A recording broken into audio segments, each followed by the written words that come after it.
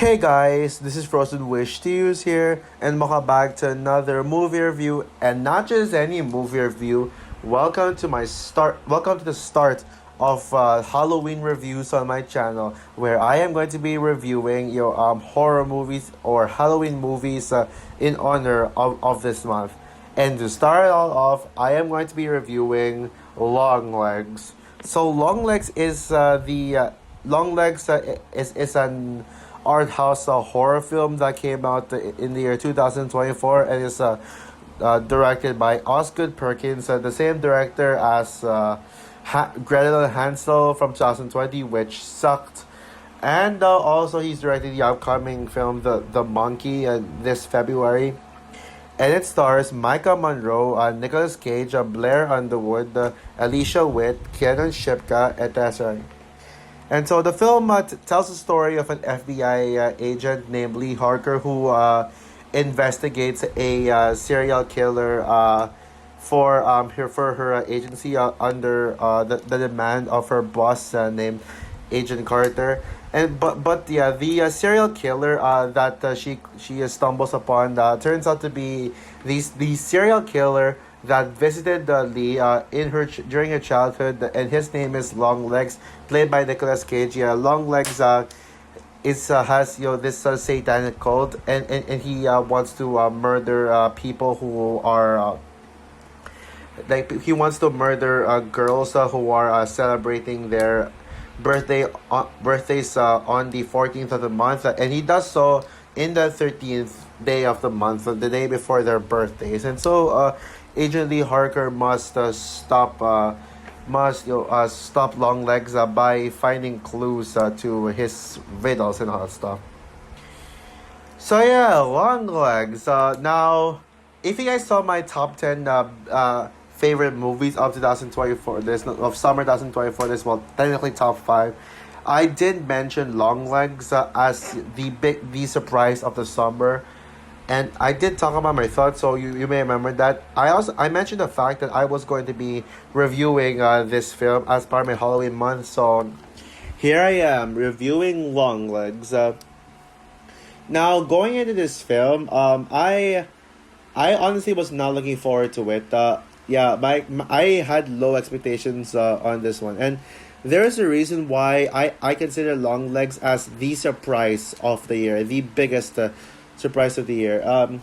When I saw a trailer for this, I honestly was not interested in this film. Like, it did not look good. I was like, yeah, this looks like a Silence of the Lambs ripoff. It looks like another pretentious art house horror film that's an obvious copy of Silence of the Lambs. And everyone, the internet was hyping the hell out of this film like crazy. They're all saying, "Oh, this movie's so good. Oh, this is gonna be the best horror film of the year. Oh, this is gonna be a masterpiece. Oh, this is gonna be a masterpiece of art house horror." Like, they were hyping the shit out of this, and even acting like it was going to be the scariest movie ever made. Now I like this genre, this detective thriller, horror thriller films. Like, this film is basically on the same veins as films like The Silence of the Lambs and Seven.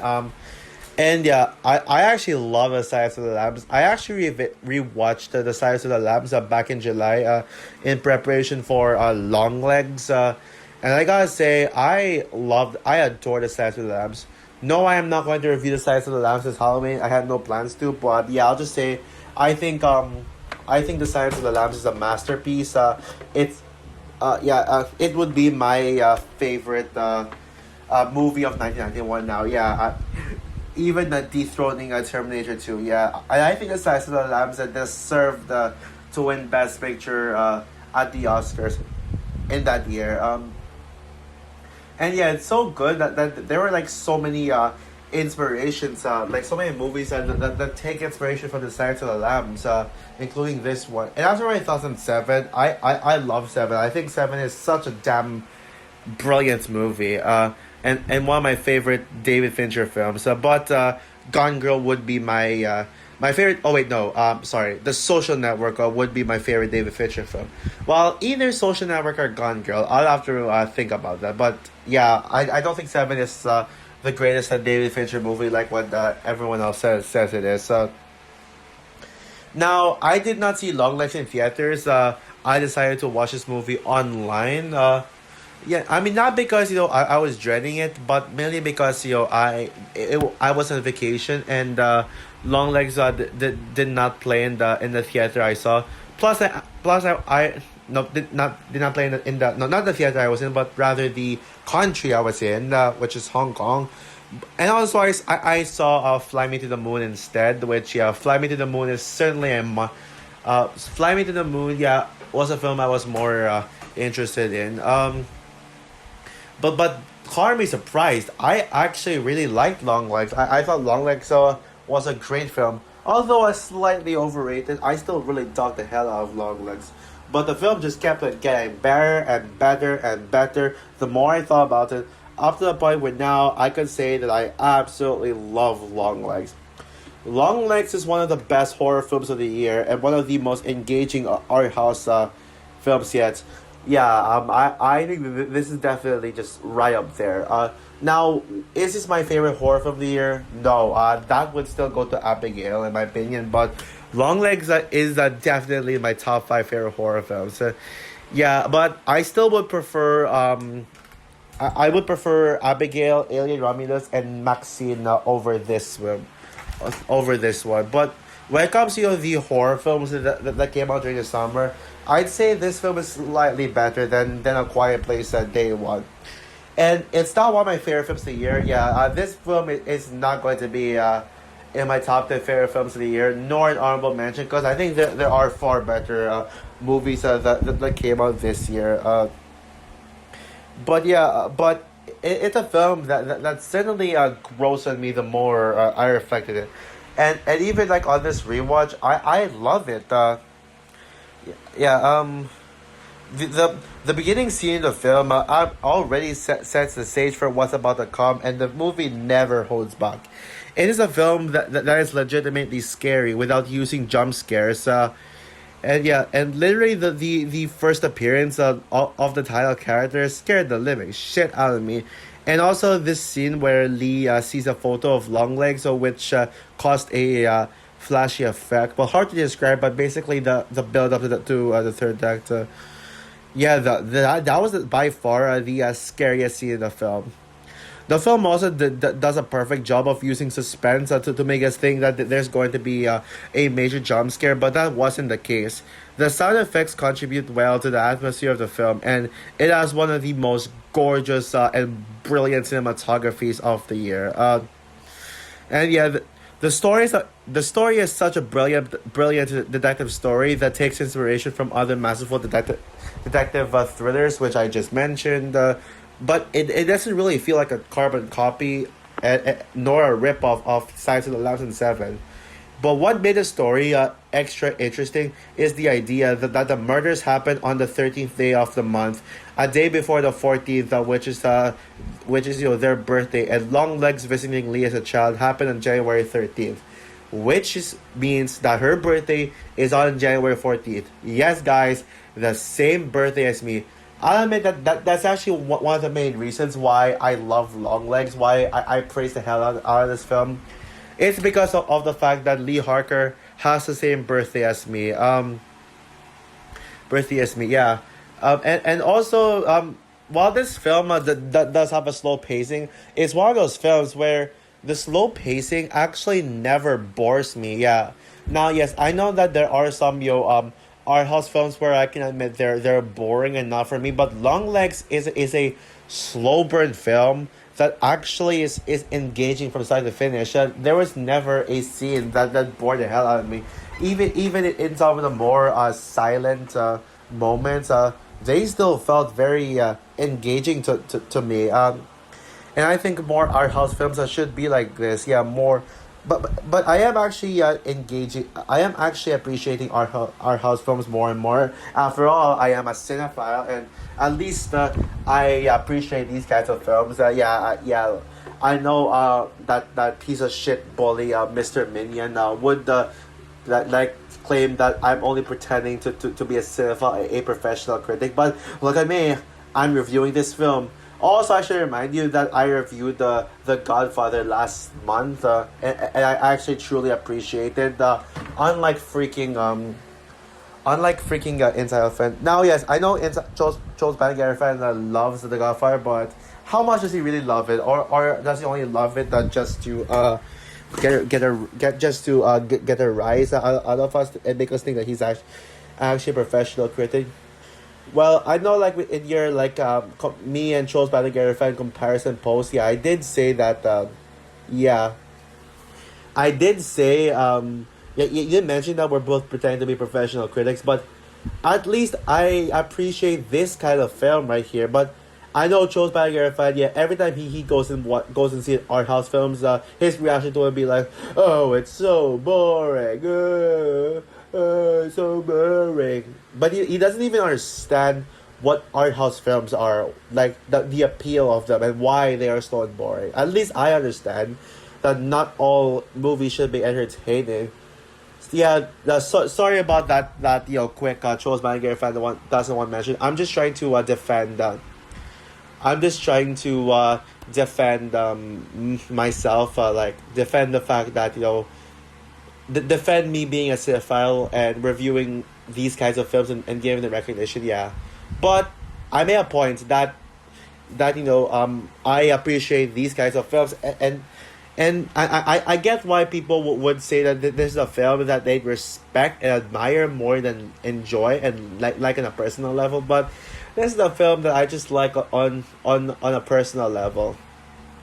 So yeah, oh yeah, and we gotta talk about the performances as well, because I think the performances are the highlight of the film. Micah Monroe gives her absolute best performance in her career, topping It Follows. And by the way, if you're wondering what my thoughts on It Follows are, I wouldn't put it in my top 10 favorite movies of 2014 list, because there are just way too many good gems in that year. But It Follows would be my favorite horror film of 2014. And I think Micah Monroe would be perfectly cast in an alien film because of how she was in both straight horror films like this and It Follows, and an alien sci-fi film known as Independence Day Resurgence or Resurgence. Now, if you're wondering my thoughts on Independence Day Resurgence, yeah, that film sucks ass, but Micah Monroe would be the only saving grace of that stinker. Nicolas Cage also gives one of his best performances in his career as Longlegs. Maybe, I'm not sure if I would call it his best performance. Well, technically not really. I would say Spider Noir would still be his best role, but Longlegs is definitely one of his best performances. Although I would say I do think he's a bit overrated. He's kind of an overrated because because of how much attention he constantly gets. Like everyone says that he's a star of the film, even though Longlegs is barely in the film. Longlegs is barely in the film. He's only there for 10 minutes. Yes, I love Nicolas Cage's over the top performance in this one, but just giving him all the recognition and ignoring Lee, the true best character in the film. Just goes to show how pro-male people are. And also shout out to other cast as well, the supporting cast. Karen Shipka. Yeah, I love Karen Shipka, and I'm actually really excited to see her character in Red One. She's going to be my favorite character in that film, and also I'm actually a fan of that movie. No, not movie. The series. The Chilling Adventures of Sabrina. I actually am thinking about reviewing that show this Halloween, but I am thinking about it. I'm not sure yet, but we'll see. I will think about it. See if I have enough. If I have enough resources to review Chilling Adventures of Sabrina. But it's gonna be at the end of the Halloween month. Also, Alicia Witt, who plays the true main villain of the film. I think it's a clever move to make Longlegs not the main villain of the film, but make it someone else. And I gotta say, I think Lee's mother is such a great villain, and you can clearly feel her terrifying presence, and she does have great manipulations. She does everything that a villain should be. She's more of the manipulative type of villain, and I think as a twist villain, I know people say it's predictable, but I don't know if they're referring to her, or like another plot point. But yeah, I'll say that I did not see that coming. And also Blair Underwood as well as the James Gordon, like a detective who serves as the boss of Ali. Yeah, he's great too. He's great too. Now, however, I do have one nitpick with the film. My only nitpick is that my only nitpick would be the ending where Agent Carter kills his wife, and Lee had no choice but to shoot him. Yeah, I mean, it was never established that Agent Carter is would kill someone, and he's like a killer because he worked because he actually managed this, and there's like no hints that he was up to something. He's like basically the boss, and out of nowhere he just like kills his wife. Like, it just felt so random. It came out of nowhere. Like, why is he a killer of a sudden? What motivation did he have to become a killer, to like become a serial killer? That kind of made no sense. It felt so random. But even with that one nitpick, I still praise this film. So overall, Longlegs it was one of the most brilliant horror films of the year. One of the most brilliantly written original films of the year. I know this movie is not for everybody, and I'm fine with that. But yeah, this is pretty much my surprise of the year. This is my biggest surprise of 2024 because of how I went into this film expecting it to be overrated, but turns out it's not. Turns out it's not, and I am certainly with the people who praise this film. So with that said, guys, I'm going to give Longlegs 5 stars out of 5. Yeah, a very low 5 out of 5 at that. So also for my review of Longlegs, what are your thoughts on the film? Would you agree with me that Longlegs is a masterpiece, or do you think that Longlegs is overrated? And I know most of my subscribers hasn't seen this film yet, unless if a cinephile comes to my channel and watches this review and has seen the film. Now, based on my recommendations, I know this won't be for everyone, so I think if you're a mainstream audience who doesn't appreciate this kind of horror, then I don't think you'll like this one. But if you're a cinephile, if you are like me and you actually appreciate art house films, then definitely give this one a watch. Comment down below, like, subscribe, hit the notification bell, and stay tuned for my extreme rant on The Addams Family 2019 and its sequel. I'm not sure if Addams Family 2 is an extreme rant or not, but yeah, well, it's still gonna be a rant either way. So yeah, bye guys.